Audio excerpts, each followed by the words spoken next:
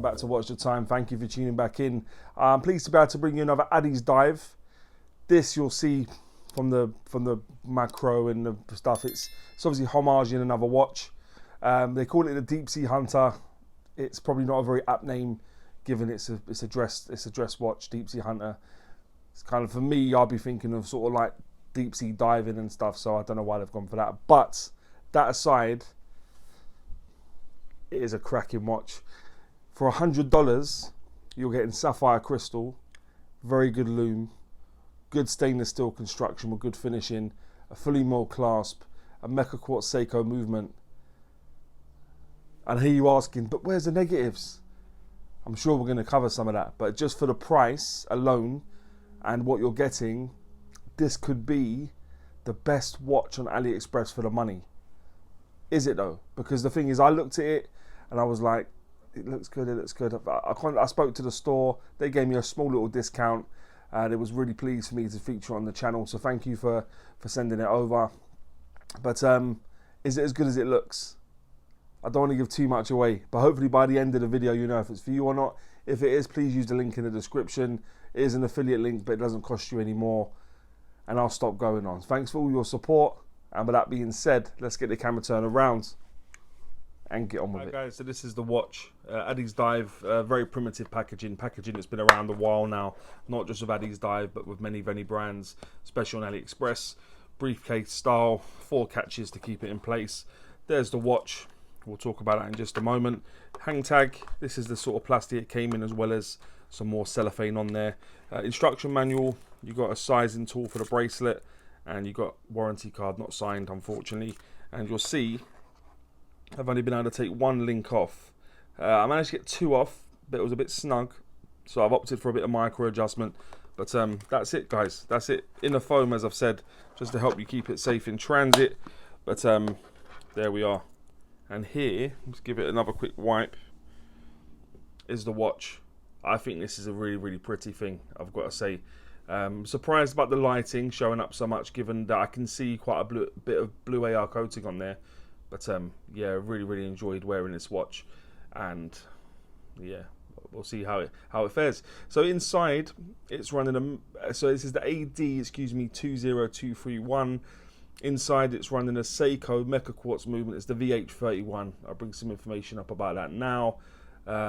Yeah, I've said many times now at this point, there's a good reason that these companies now are opting for these Mechaquartz movements. They're sort of hybrids, if you like. They keep everyone happy because you've got the reliability of a battery in terms of quartz, but you've also got the mechanical element in terms of the sweep that it gives you rather than a ticking motion. So much to like about that. And like I said, I think they're just becoming more and more prominent because of it, and not the most expensive movements to buy. So also helps with keeping costs down on watches where they can put that money somewhere else. So yeah, the VH31 running inside this watch.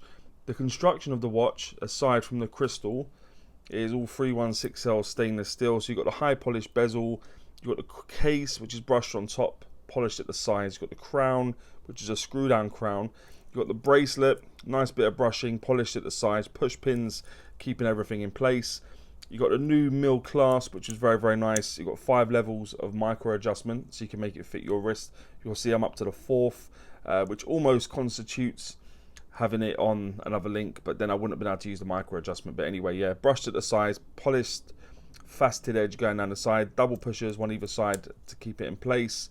You got the case back, is screwed down. Unfortunately, there's no nodules, so it's going to be a little bit tricky to access when the time comes to change your battery, unless you buy the tool or take it to a jeweler's. But there you go, all signed at the back there with some information that we're just going to run through now anyway. The case thickness of the watch is 11.8 millimeters, which isn't too bad given you've got some serious domage there of the crystal. The case diameter, I normally measure from the 8 to the 2 because that's where the crown isn't. It's coming at 37 mil bang on, and when you go from 9 to the 3, including that crown, it's coming at 39.9 millimeters. Lug width on this is 19. That does taper down to 16 and back up to 18 mil at the clasp.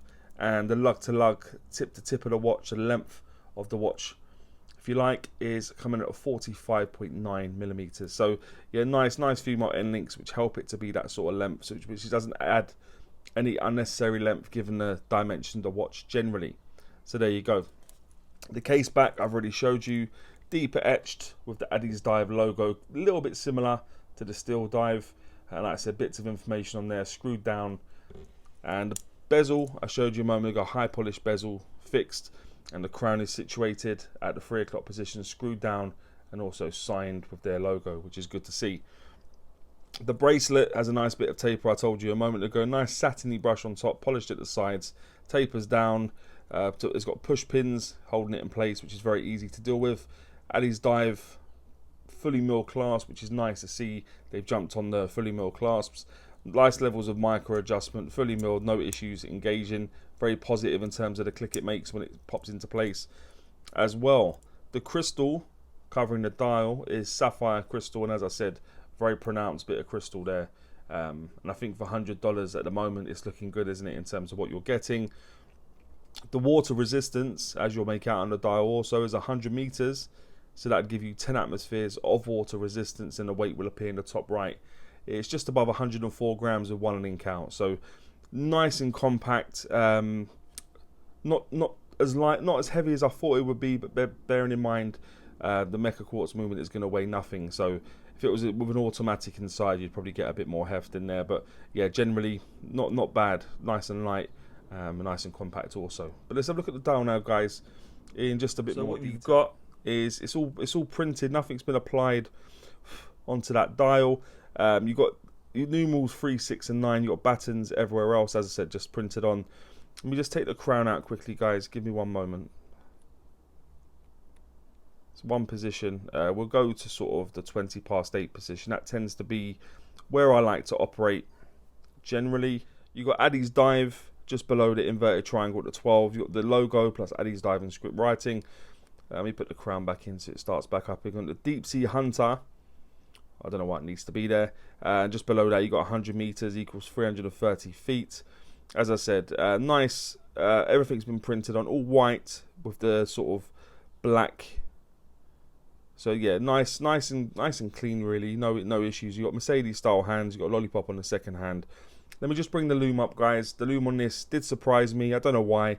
I know Addiesdive do decent loom, but given this a sort of a dressy piece, I didn't see that it needs to have really good loom, but they've done it anyway. And for the price, who can complain? As you've seen a moment ago, you take the crown out, it will hack. The hands are high polished, as you'll be able to make out. Put it back in, it will start back up again, given it is a Mechaquartz movement. The crown is buttery smooth, no issues dealing with that. And that's the watch, guys. Nice matte black dial with the white accents and nice high polished hands. But there you go. That's what she looks like. Let me just pop it on the wrist quickly. Give you an idea of what it looks like on my wrist. My wrist is just above a 7-inch wrist for your reference. And that's what she looks like. What do you think, guys? Yeah, I think she looks very, very pretty. Very, very pretty. But anyway, let me just get it off the wrist. And then we can focus on, or go on to, at least go on to my pants and Pukka section. If you've ever watched before, you know I always start with pants. I like to go on a high with Pukka. So what I think is pants, not a great deal, guys. I do think this watch has very much lived up to my expectations, to be honest. There's a couple of things I will mention. Is the bracelet size, as you'll see, most I could have taken out 2 links, and my wrist isn't exactly big, so I mean it's going to be a bit of a problem for people. Plus also being a 19mm lug width, you're not going to have loads of them kicking about. I know you could probably squeeze a 20mm one, but those are the breaks. And Deepseahunter, I'd like to see that taken off the dial. As I said in my intro, that kind of makes me feel sort of like diving watches. This isn't that. Just how it is at the moment. Take off Deepseahdive and maybe pop it. No, just leave it. Yeah, just take that off and have the water resistance nice and clean. No issues whatsoever. So they're the 2 things I'd mention. I know in the past I would have mentioned lug width and stuff. Maybe even mentioned the fact that it's going to be difficult to take the back off. But they're the only 2 things I'm going to mention. The bracelet size and the name. What I think is Pukka, considerably more. The sapphire crystal, really beautiful bit of sapphire crystal. The loom on this was immense, much better than I expected given the style of watch it is. The movement, yeah, I'm all for a VH31 movement, especially where it allows money to be spent on other things, and it does give you a nice sweep. On top of that, the size, the proportions of this watch, obviously in keeping really with the sort of watches they're homaging, but yeah, still nice to see. The female end links, the fact they've gone for those sort of end links as well, to not add any unnecessary length, was also a nice addition. The clasp, yeah, very, very nice. It's nice to see them now providing fully milled clasps. Nicely finished, to be honest. Nice bit of engineering in there, especially when you consider the price. And yeah, the price, guys, like I said, this is a $100 watch. And when you consider what you're getting, it does feel like a whole lot of watch for that money, to be honest. So let me just surmise what I think is Pukka as I go. Sapphire, crystal, lume, movement, size, end links, clasp. Oh, take a breath. And price. And would I recommend the watch? Of course, this watch has really nailed it, to be honest. I think for $100 you're going to be hard pushed to find a better watch than this. I think this watch ticks a lot of boxes, to be honest. One that I think for the specs, finishing, yeah, unbelievable value. So Addiesdive, massive congratulations. This watch has nailed it, for me at least. But guys and girls, please let me know what you think about this watch, more importantly, and maybe any other watches you may want to see on the channel. And as always say, don't forget to like, subscribe, and always watch your time. Take care, guys. All the very best.